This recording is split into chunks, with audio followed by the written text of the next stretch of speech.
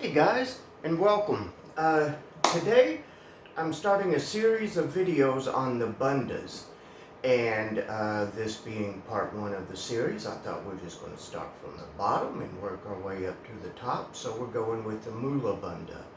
Now, for those of you who aren't familiar with the Bandhas, in particular the Moola Bandha, Moola in Sanskrit means root or origin, and Bandha means lock or like binding together, um, in intentionally blocking something. Think of it as your energy is a river, and you're intentionally putting a dam in that river, blocking the flow. And then when you release that and take away that dam, the river is able to come gushing forward. That fresh energy is gushing forward, bringing vitality and fresh health into the body. And now, there's another meaning to the word bandha, and it's similar, but instead of an intentional binding or locking, it also can imply a willful coming together, a willful togetherness in a sense, communion, connection, connectivity. So, but willfully done. And both of those apply to the bandhas, because let me just give you a little bit of yogic philosophy here for those who are brand new to this. According to yogic philosophy, we have prana, which is energy. You can think of it as that. It really goes deeper than that. But prana is essentially our life energy. It's our life force. Really, I think it's described very beautifully in the Star Wars trilogy. It flows through everything, binds us together, connects us all together. Well, we have two different types of prana in our body. We have the prana vayu, which is flowing upward from our diaphragm on up. Prana vayu flows in this direction. Think of exhalation. We inhale fresh, clean prana. We exhale the toxins. Now, from our diaphragm below, we have apana vayu, which is flowing downwards, which assists with our excretory systems. So we have apana vayu flowing down. We have prana vayu flowing up. And when you practice the bandhas, as you become more and more proficient with it, not only are you damming up that prana, that energy, and then releasing it in a fresh new gush, but you're also even able to reverse it. You're able to reverse that flow of the river with your dam. So prana vayu actually begins to flow downward when you connect it with, say, the Jalandhara bandha, the neck lock. So when you practice Moola Bandha, not only are you blocking it and collecting that prana into the Muladhara chakra, which is another video if you're not familiar with the chakras, but you're actually able to make that apana vayu flow upwards. And combined again with, say, the neck lock, you're making that prana vayu flow downwards. And eventually the ultimate culmination is when they come together, which results in this beautiful explosion of consciousness. So this soul extending, mind extending conscious reality. So that's the ultimate goal of the bandhas, but we receive a lot of little blessings along the way by practicing them even before we get to that union of the two different pranas. So let's get right into the Moola Bandha. Now, a lot of people don't like to talk about it because it involves certain anatomy that some people would rather avoid. And I just have to say, ladies, this video is not going to be for you, and I'm sorry. I cater specifically to men, and I'm sure you've all noticed that our genitalia is quite different between men and women. So this is the only bandha that is practiced differently in men than it is in women. So there's a lot of videos and websites and so forth that cater to you ladies. Us guys don't have a lot, so I cater specifically to the men. So that's what we're going to talk about today. So in order to practice the Moola Bandha, again, we need to kind of understand a little bit about anatomy. Now, In between our genitalia and our anus, we have a flap of skin that's not nearly this big, but it's diamond shaped, very tiny, and it's called the perineum. So in between our urogenital and our anal regions, we have this little diamond shaped flap of skin called the perineum. Ultimately, that's what we want to isolate. That's really the only muscle that's involved in the Moola Bandha. The problem is the other areas, they all work sympathetically, meaning when you contract one group of muscles, the whole area wants to contract. When you relax them, the whole area is going to relax. And it is possible to isolate one area and focus only on that, but it takes patience, time, and practice. It took me years to get to the point where I could practice the Moola Bandha without my genitals and anus wanting to contract with it. So, but you will notice progress along the way. You will begin to notice those sympathetic contractions are minimizing slowly by slowly. So when you notice those things, realize progress is happening. The only thing I don't want you to ever do is become complacent and just stop caring and let that whole region contract without you even trying to isolate the perineum. Even when the whole region contracts together, you're still doing the Moola Bandha. You're doing it correctly. It's just you're contracting certain muscles that really don't need to be contracted. Kind of like in our regular asana practice, we learn what muscles need to be contracted, and then we realize, oh wow, I'm holding tension in these muscles over here, and they need to be totally relaxed and let go, which is a beautiful metaphor for life, you know, learning where we need to let go. So it's just you're practicing it with some extra muscle tension that really shouldn't be there, but you're still doing the Moola Bandha. So again, and as long as you're trying, you're working, I don't say the word try, as long as you're working towards progress, you're doing fine. It's just when you become complacent and stop caring and then just let them all contract together, that's where I would say there should be some concern there. So don't become complacent. Notice the progress when it happens and be patient and graceful with yourself. So in order to do the Moola Bandha, you want to sit in a nice, comfortable, cross-legged position. Now the ancient yogic texts always recommend pressing the heel of one foot, doesn't matter which one, but pressing one of your heels actually into the perineum. At least touching the perineum, if not pressing into it. I highly recommend you do that starting off, if you can. I've had some knee injuries in my younger days, and I can't hold this position for very long without feeling considerable discomfort.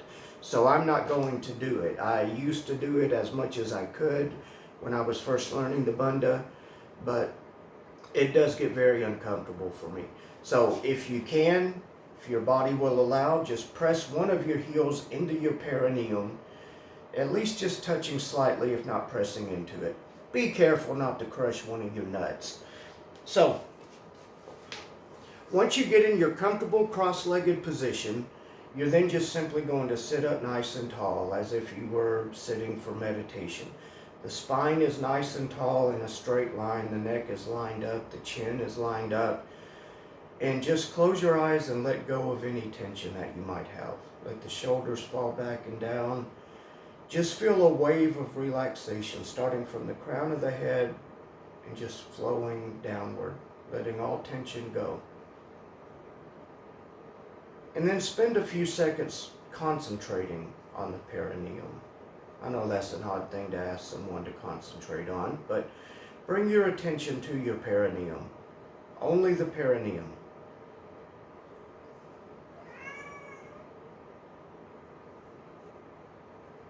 And then after a few seconds, you just want to do a deep inhale and contract. Contracting the perineum, drawing it up into the body as much as you possibly can. Now again, the urogenital and anal regions are going to contract with it, that's okay. But just draw the contraction in as much as you can. Hold it. Don't let it alter the breath. Continue to breathe naturally. Make sure especially the lower abdominal muscles are staying relaxed. There should only be contraction down in that region, in the perineal region. Everything is nice and relaxed, and then on your next exhale, just let it go. Take a nice cleansing breath. Let's do that one more time. Inhale, contract. Draw it in as much as you can, making sure the rest of the body is staying completely and fully relaxed. Holding that for 3 breaths.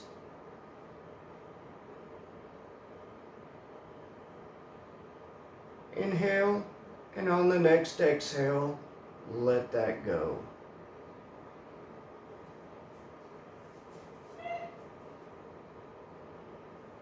Now we're going to try it for one more time. So again, nice deep inhale, contract. Let the face, the jaws, the neck, shoulders, the abdominals, particularly those lower abs, stay completely relaxed. Hold it for one more breath. Inhale nice and big, and let that go. Now, the next step you want to do after this is, well, first of all, let me back up. You want to do 2 rounds of this minimum every day in order to really progress in the Moola Bandha. 10 to 15 times is 1 round. So what we just did, doing that 10 to 15 times is 1 round, and you want to do at least 2 rounds every day. Now the beautiful thing about the Moola Bandha is you can almost practice it anywhere and no one has to know you're doing it. Now of course in the beginning it's going to require some concentration. So maybe if you're at work and everyone else has stepped out of the office for a few minutes, you're all alone, maybe you can just kind of sit there, bring your attention to the perineum and just practice contracting it and holding it, being aware of what's happening in the rest of the body so that everything else is staying nice and easy, and then exhaling and letting that go. Holding it for 3 breaths as you do it, not holding the breath though. So, or if you're sitting at a red light, don't close your eyes, but at least with your eyes open, you can draw your attention away from your driving for a minute and just simply practice it. Breathing in, drawing the perineum in, holding it for 3 breaths, and then letting it go. And if you do that for enough red lights, you might have done 1 round, if not 2. So, and excuse the meowing if you hear any. I have 2 cats and one of them is demanding my attention right now.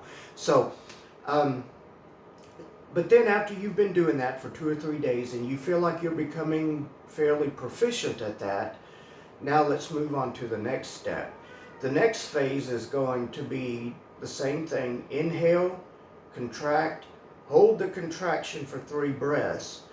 But then after the 3rd breath, I want you to contract it even more. So don't cheat the first time. Contract it as fully as you can. Hold it for 3 breaths.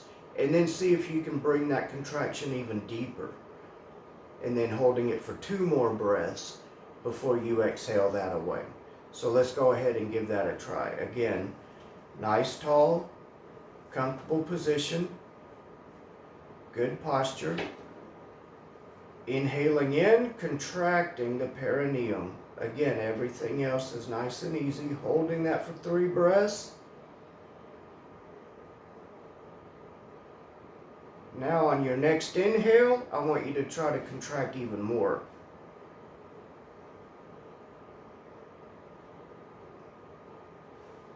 Holding that. Take in 1 more inhale. Nice and deep. And exhale that away. Let's do that one more time. Give yourself an extra cleansing breath here.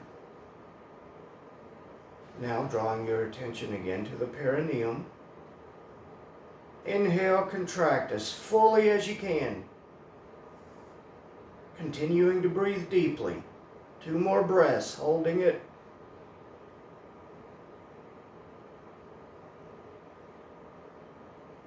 Now on your next inhale, contract even deeper. Hold.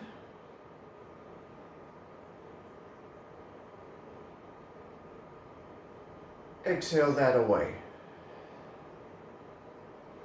Again, you want to do that 10 to 15 times, that equals 1 round.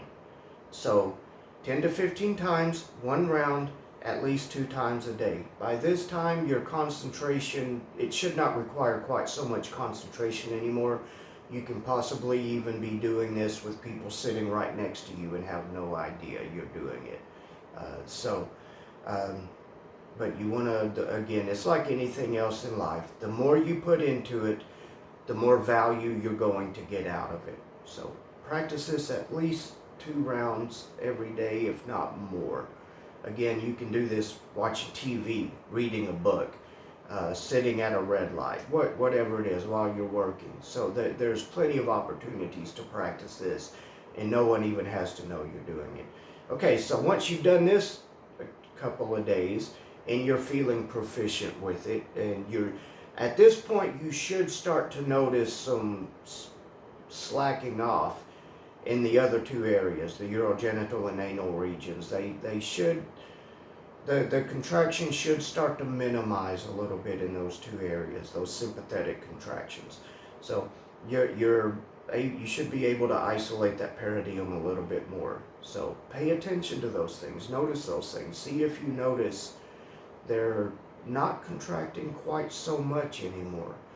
And then what you want to do, the next step is we're going to connect the Moola Bandha with the breath.